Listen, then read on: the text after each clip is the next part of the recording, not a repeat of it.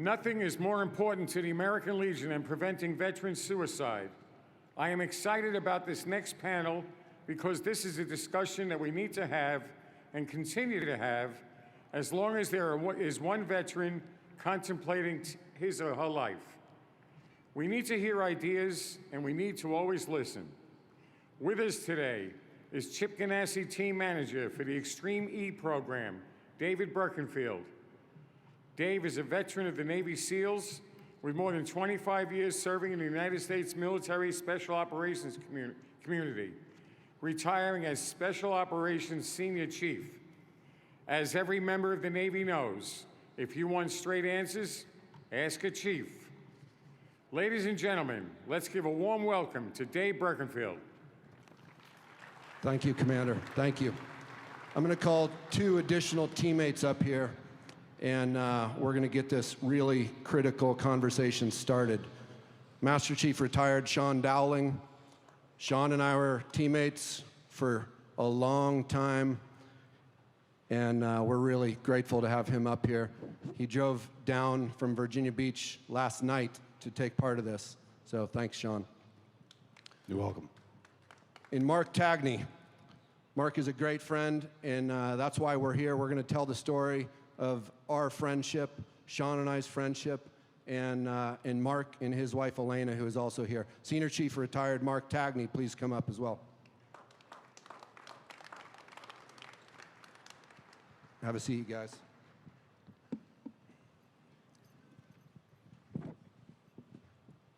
All right. This is one of those conversations that you will likely not hear again, okay?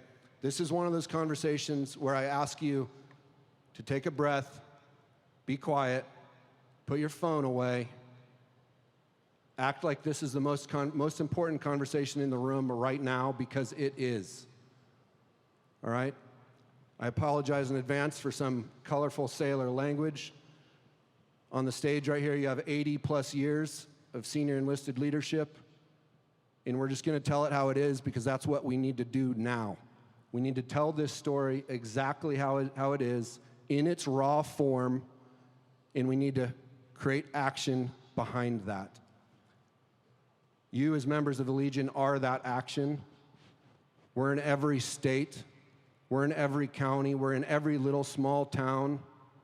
This is how we make a difference, right here, by telling this story, and then you taking it home. You taking it home into each post. You taking it home to your friends, your teammates, your fellow Legionnaires, your family members. And we do that one at a time. We do that as individuals and as a group.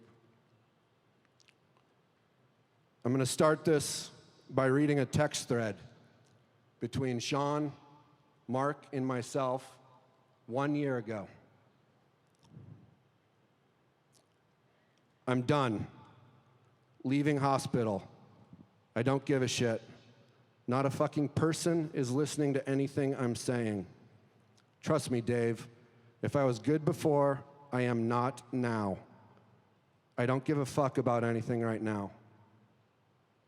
My response: buddy, we love you. We want to see you succeed and thrive. We want to help you find that. Mark, death is better than this. I don't say that lightly. My response: dude, don't go there.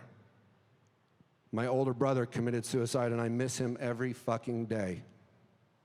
His son misses him like crazy. That void will never heal. Remember when we were in the bathroom in Indy trying to figure out the deal with your arm? That was you. This is not. Sean. Don't do this, Mark. You're not a quitter. Don't quit on us or your family. You're going to get through this, and you'll be a better person for it. Stay focused on what you need right now. Everything is going to be fine. This is all fixable. These challenges will make you stronger.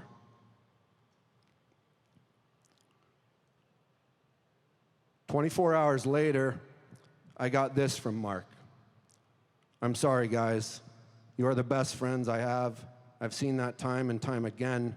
I don't deserve you all as my friends. I am really having a rough time, and it's hit and miss. I am sorry.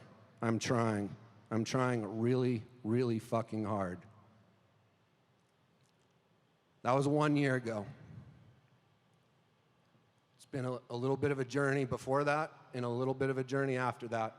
The fact that we have this group on the stage here, the fact we have Mark sitting next to me, willing to be here on this stage, is monumental. All right? It's simply how we have this conversation. All right? Sean, Mark, it's a little bit of a jaw-dropper opening. I would like to know 12 months later how thinking through that dialogue in that moment 12 months ago makes you feel now. Let me start with Sean. I think we've come extremely far from the man where he was to where he is right now. You know, it's a process. It's not an easy button that you have that you can just press and you fix it.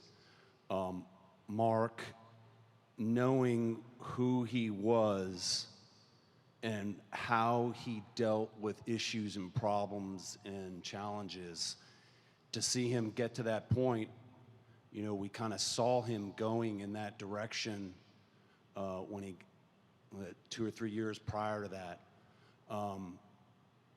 And you know, me and Dave didn't really have, you know, training in this. All we did was just what came natural. Is like a buddy is down and you need to help him in any way we thought we could do it. And getting on him immediately was like, it seemed like collectively, it's like, hey, we need to figure out what this is, how, because, you know, we weren't trained coming out of it to go, okay, you know, suicide, and, you know, tell a person. So there's a lot of mechanics to all this, which me and Dave learned over the time. So, Mark, we're going to talk about a little bit, you know, how we got there, but, you know, looking back on that text thread and going back and forth there for 24 hours with you, how's that make you feel at this point?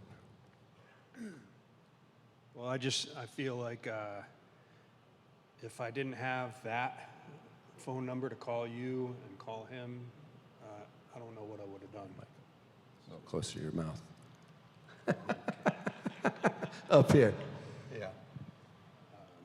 Yeah, I don't think I'd have any kind of outlet to get anything done if I didn't have the connection that I had with these two guys. I mean, I don't know what to say about it, you know. I kind of was looking around for, I'd say, over a year, kind of mixed up with a TBI, or several of them. It mixed my brain up past where I remember it being before, and it caught me off guard. I didn't notice, and I got in a lot of trouble, and with the family and law, friends, everything. And then I'm fortunate that I know these two guys, and I called them up and several times actually, and it got me started to where I'm at now, which is not perfect, but it's a work in progress. So that moment is a moment in time, all right? What you are seeing here, 12, you know, plus months later, is not Mark. And I think it's important here to understand the Mark that Sean and I knew, the Mark that we relied on is leaders. The Mark that we saw as a mentor, the Mark that we saw as the guy we went to mentor younger sailors. And so, if I was to tell you that Mark was at the Navy Safety Center in a division LCPO, traveling around the country, doing some of the Navy's most important aviation safety work, trusted to lead that for the country, if I was to tell you that he was on the Chiefs Initiation Board, that he was the guy leading that effort, if I was to tell you that his title with us was SME, Subject Matter Expert, jokingly, that's of everything, that this entire life was focused on purpose, on leadership, and on bringing up the next generation for 30 years of government service, including 10 plus years with the SEAL teams helping us out all over the nation, deploying to Afghanistan, missing his family, et cetera, et cetera, et cetera, like many in this room. I would like to ask you, Sean, what do you remember of Mark in Bagram leading that group every day? So Mark, what was great about Mark was there was no babysitting. He was like the glue that kept the young guys together. He kept the morale up. It's like a leader that you want underneath you, because there's not a lot to it. It's like the fire and forget. You just let him go, and he manages it just fine, which is what you want in a guy. And that's the greatest thing I remember about Mark, is keeping the morale up, because it sucks really bad, and making it happen. And this is a guy that, if he didn't know it, he would learn it. And the younger guys watching him and how he problem solved, he made it work. He made things work. He would burn it down at the end of the day, bring the team together, and when things got really bad, he kept that morale. He had the ability to keep the morale up. So when you have somebody like that working for you, you let him do it. He had the magic. He could do it.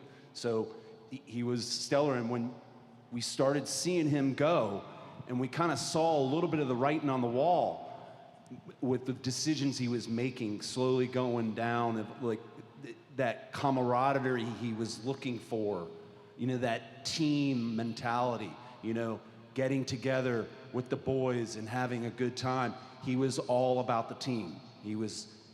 Nothing was more important than the mission and the team. Those were the two most important things in his life. And money was something that came along with that, and it made it happen. But truly, that is what was important, and me and Dave saw that in him. And that is why this is something, when he was going down, that we had to do something about it. This is too much of a good guy to let go. And that's what that text was a cry for help. And sometimes we've buried a lot of our buddies. We buried a lot of them. And if you can save one, then it makes everything worth it. So I wrote Mark on deployment. Circled up the young guys, always laughing, pressing them hard, Skyping with Elena and his daughters, with the group, proud of his family, totally connected. When you look back at Afghanistan, Bagram, going back in time here, what do you remember of that? Those glimpses, the few deployments we made. Yeah, what are the things that are highlights for you? Being with the guys, you know, working late hours? What are the things that are highlighted? Working for days at a time and then sitting down and shooting the shit. Yeah, there's moments there that I think, as every soldier, sailor, or airman knows, especially on deployment, is life is short on deployment and full of high risk many times, full of long days and long hours, separated by amazing laughs, surrounded by your best friends. And we definitely had that in Mark. I'm going to start jumping forward here a little bit, because I think that's the important part of this conversation. So fast forward a few years. Mark had, prior retired, and then we hired him as a contractor. He had left that contract of no fault of his own, just downsized in the group, and had lost a little bit of that tribe. And Sean and I started getting notifications through our teammates, through our friends, through Mark's friends, that Mark was losing the bubble a little bit. That was not connected, disassociated, not prioritizing the important things in his life. And at the time, I was in Indianapolis, Sean was in Virginia Beach. We both spoke about it a little bit. But the question was, what do I do? What do I do from Indianapolis? What does Sean do from VB when Mark's in North Carolina? How do we do this, right? In looking back on it, I wonder then if maybe we would have been a little bit more involved if we wouldn't have got to some of the red lines that we got to later. And so I want to pause there for a minute and ask you, Sean, retrospectively, before you and I got a phone call and were acting as an immediate reaction force there later on and going to meet Elena and Mark, is there something that we should have done? Something we should have done.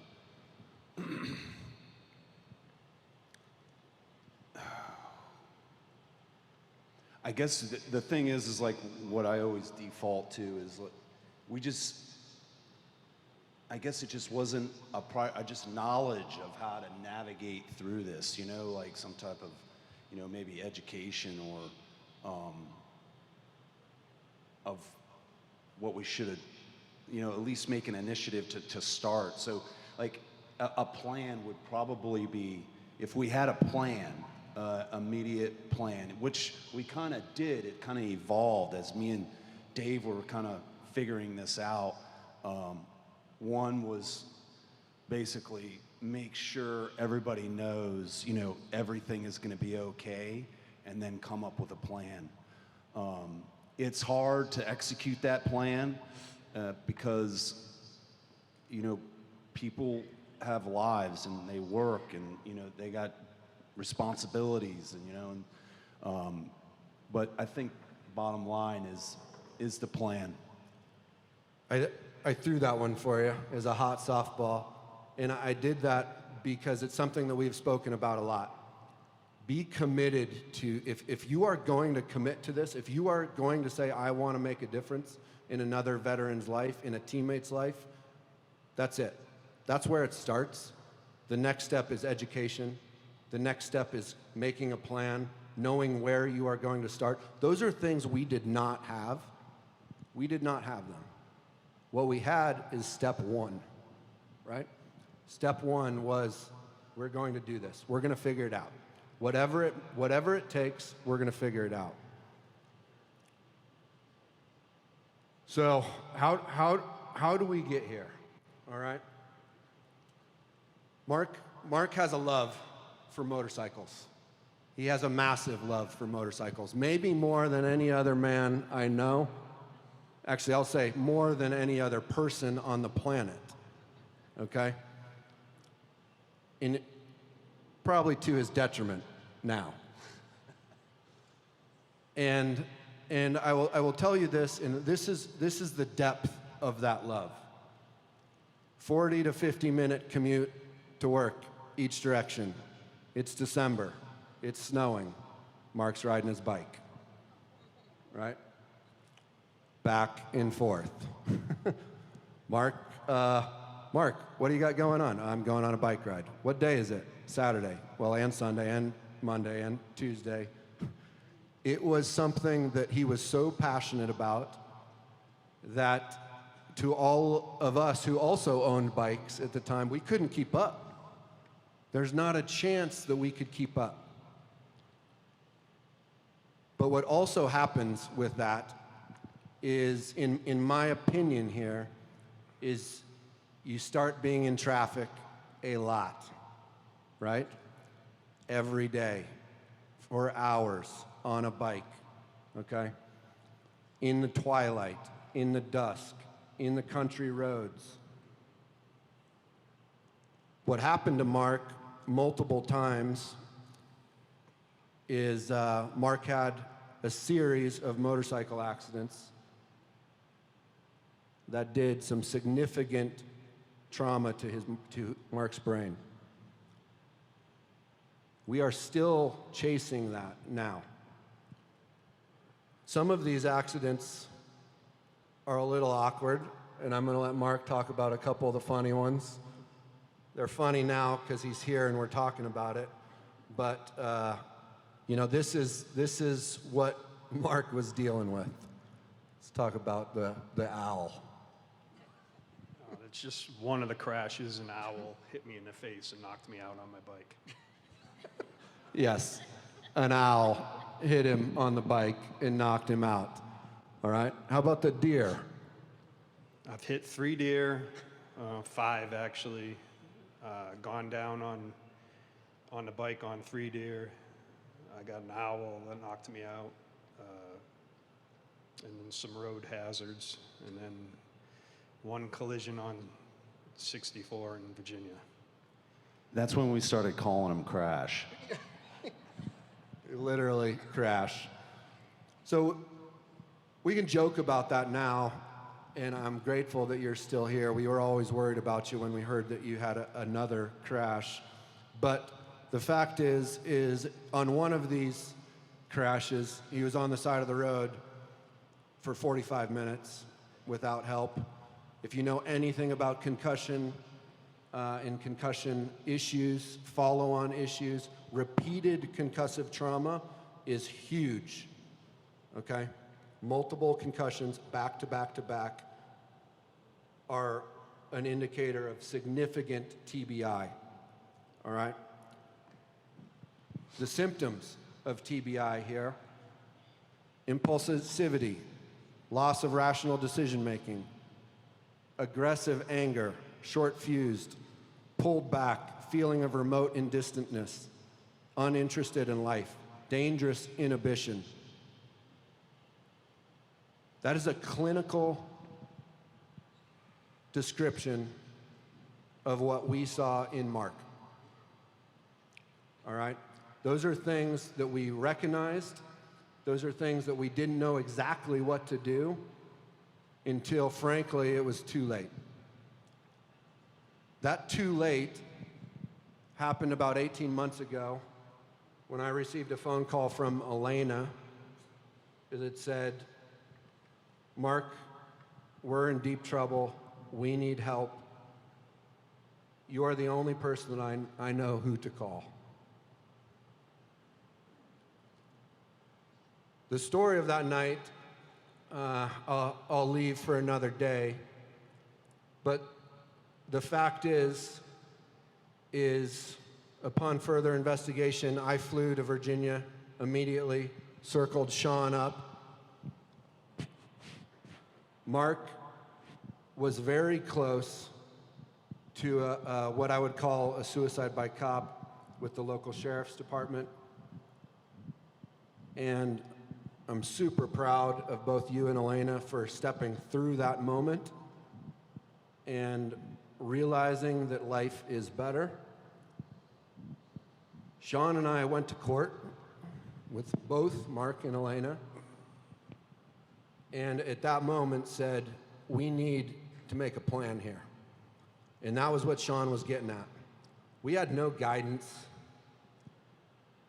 We didn't have a clinical psychologist to call that said, do this.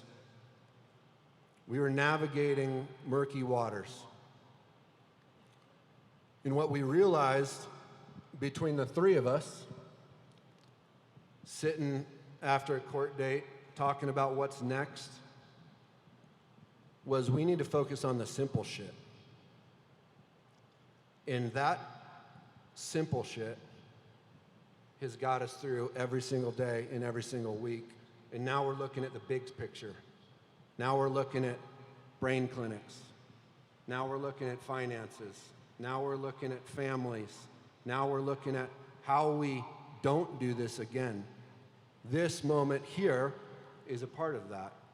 But it didn't start here. It started in the back of a truck with a couple very small, simple, actionable items. Sean, you want to sort of talk through that a little bit? In the back of a truck. With a notepad and location and...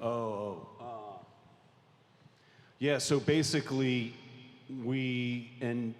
Mark was on board. So Mark, it wasn't like he was resisting. He trusted us, and we're like, hey, we started sharing. So sharing location, and we opened up the notes and we shared notes, and there was daily just checking in and seeing how everything's going, and communicating, make sure everybody was getting what they needed. And I know dealing with the VA is very taxing, so it was that constant just doing those simple things that need to get done, and I know finances was a big one, and just that simple task to-do list, and maybe there was somewhere where we could help or help them assist, or we had some background or knowledge about, but we would just navigating that basically bottom line is the do list, and sharing location and making sure everything's okay, and there would be ups and downs, and we would hang out and kind of get a reassessment of where we're at, and but it seemed like that was working. It wasn't picture perfect, but we kind of just fumbled through it as we went on, and it seemed like it was working out well. Mark, in my sort of tactical mind here, we were an IRF. We are an immediate response force coming in to a situation that we had very little control over, that we needed to create action on, and we needed to put some protections in place for you, for Elena, and that was really Sean and I, showing up that day for both you and Elena at court and saying, hey, this is where we are here.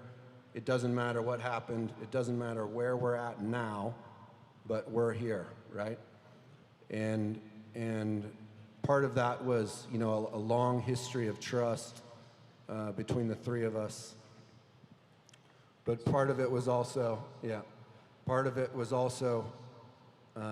your family believing in you and not just giving up. How do you feel when I say, like, we are part of your tribe and we were there? Like, how does it make you feel to know that when you called, when Elena called, we dropped everything and we showed up there? All right, well, first off, I want to apologize because I'm not good at speaking in front of crowds, and I'm from Massachusetts, and I see Massachusetts down there, but yeah. The hardest thing, I lost you on that, but the hardest thing for me, I would say, is that I run into all my old friends, my family back home, all these people I run into daily, and all I hear is, like, we miss the old Mark, you know? And I constantly hear that, and I'm just not the same person I was. I can remember where I was, I remember what it feels like and everything, and I can see myself just not able to get back to where I was. So after knowing that, you're very limited to being able to trust people or even talk to people. This is by far the biggest crowd I've been in since my accident. But I knew from my past, just like they knew the old Mark, I knew from my past how much I trust these guys and love them, and same with my family. And pretty much that is what made me be able to reach out or even open up and trust them. Like in my head didn't want to trust anybody, including them. And it would constantly mess with me, and it still does. But I just have to focus on the fact that I know my family loves me, and I know these guys love me, and that's all that matters to me. And, yeah, if they ask me to do something, I'll always do it. But, that's a big part of it is you got no place to go when you're a different person after a TBI, so. I think where we are here is in a place where I need to tell the story of that text and what happened right before it. And so, after a court date, Sean and I went to Chesapeake, supported Mark and his family there, made some plans, start getting connected, start figuring out what we need to do. Mark was dealing with some significant issues due to a motorcycle accident with his arm. He had a bone infection, a really, really gnarly bone infection. And but we needed to get him out of Virginia Beach. And so I brought him to our home in Indianapolis, and he stayed with us for a few weeks. But his arm wasn't getting better, and we were fighting to get him into some clinics in Indianapolis. That was challenging, and eventually, hey, we need to get you back to Virginia Beach to see the specialist that did your surgery initially. And so we got him back to Virginia Beach, frankly, right in time, I think. And they did another surgery on his arm, a massive antibiotic regimen every day, IV antibiotics for a long period of time. And during that multiple period there is when Mark was in the hospital and frankly struggling, right?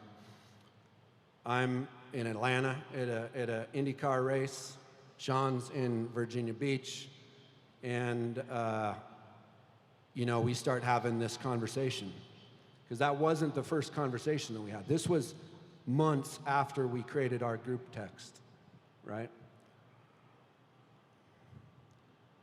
At this point, for me, I'm sitting with the rest of the Chip Ganassi Racing leadership team, and I'm reading these texts, and I'm thinking, this is not happening right now.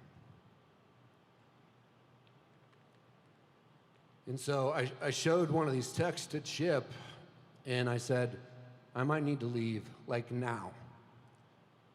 And if you want to know who that man was that was up on the stage earlier, is our team owner in Chip Ganassi, who represents the American Legion and Be the One. He basically threw me the figurative keys to our corporate jet and said, go get him. Fortunately, we didn't have to get there, but we came real close, okay? And what happened was a moment that made me realize how hard it is to be on the other end of this.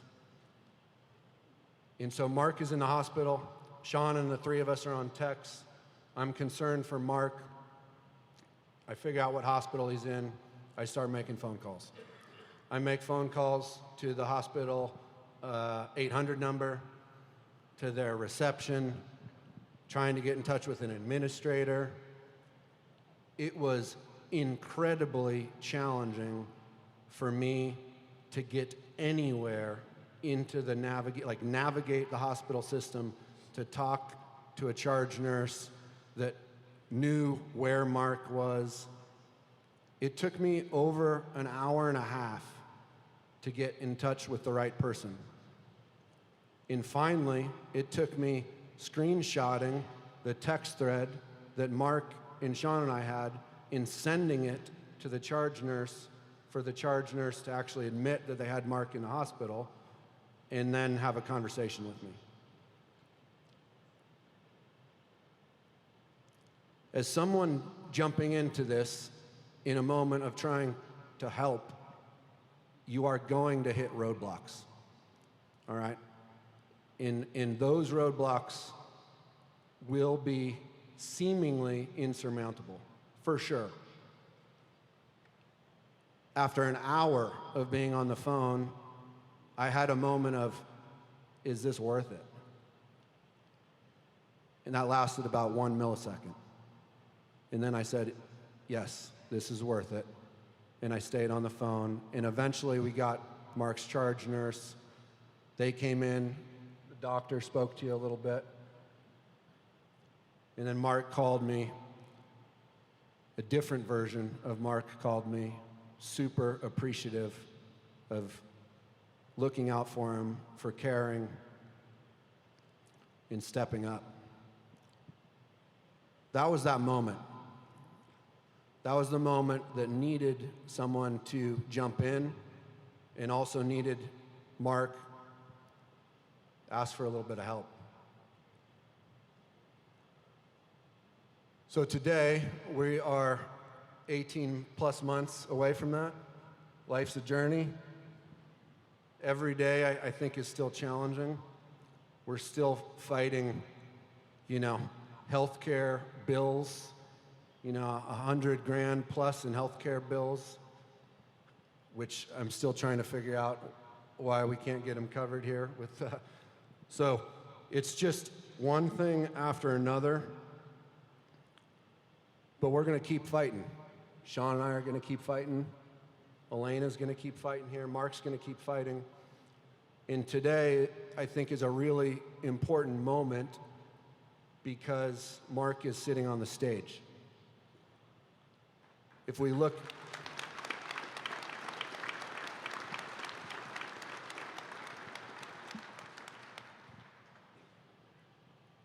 at this conversation 18 months ago, he wouldn't have volunteered for it.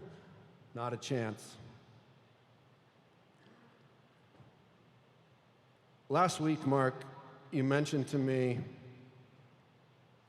how hard it was and how hard this fight has been and how hard it has been for Elena and your two daughters. And your hope that your family doesn't give up on you. Knowing that Elena is here with you today, been through this wild ride, what do you want to say to that? That I have an insanely awesome wife that has, not just that, my two daughters, because I'm not the guy she married, I'm just trying to live up to it. But I just have an amazing group of people around me. My family's amazing and my friends are amazing, my best friends and brothers. I'm just super appreciative because a lot of this stuff I can't figure out for myself anymore, Organizing the garage for me is a challenge.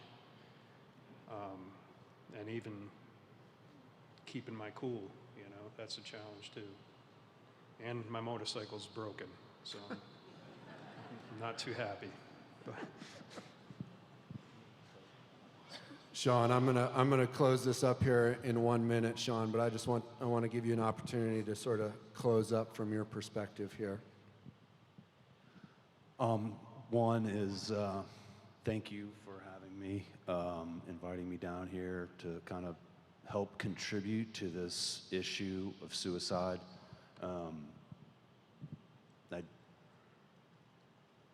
It's nothing to take lightly, and if you can prevent one, you know, it makes everything worth it. So, one is thank you, and you know, never give up.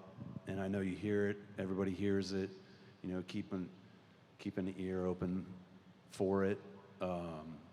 It comes subtle, you know. And then talking to people that maybe know him, know them more closely, you know, I could say is, you know, just be aware of it. I guess it's a takeaway from today is, you know, just care, you know, just care about it.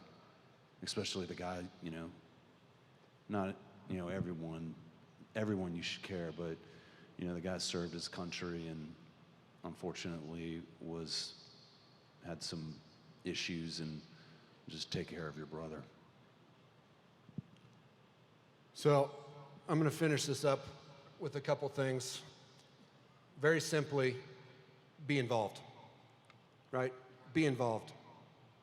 You're here today, you're part of the American Legion. The American Legion's #1 mission for this generation, for our generation, for you, for the next generation, needs to be veteran suicide. It's clear, right? The numbers don't lie. We are making action. We are making headway. We are doing it every day. But this is an individual thing. You got to look yourself in the mirror and say, I want to be involved. #2, get educated, right? Being here right now, having these conversations is part of that. Next year, come to the Be the One Symposium, all right? It's 100 yards away. Spend an hour in there listening to the scientists, listening to the human stories. If you had an opportunity and you came this year, thank you. If you didn't come this year, I challenge you to come next year. And lastly here, I want to say to Elena and Mark, thank you. Thank you for being willing to do this. Thank you for being willing to do this and be part of this story. Every veteran in this country should be thanking you right now. And I'm looking forward to whatever we got next, because it's going to be great, right? I think. Let's start right here. Mark, thank you for sharing. Mark, your brothers and sisters are here for you. Appreciate it. Thank you. Thank you. Let's go ahead and stand up here, please, and give Mark and Elena a huge round of applause.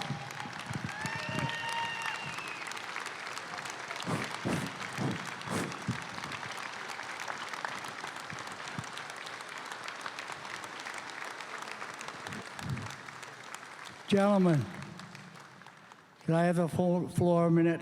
My name is Louis Graham. I'm from the state of Vermont, past Southern Area Commander. I make a challenge to everybody in here. I started it with my post, our department. Pass the hat around in each section you are, and we'll turn it over to Mark for his towards his medical bills. Montana and Vermont have already started it. So please, let's get this department behind him in our own little way. Thank you very much.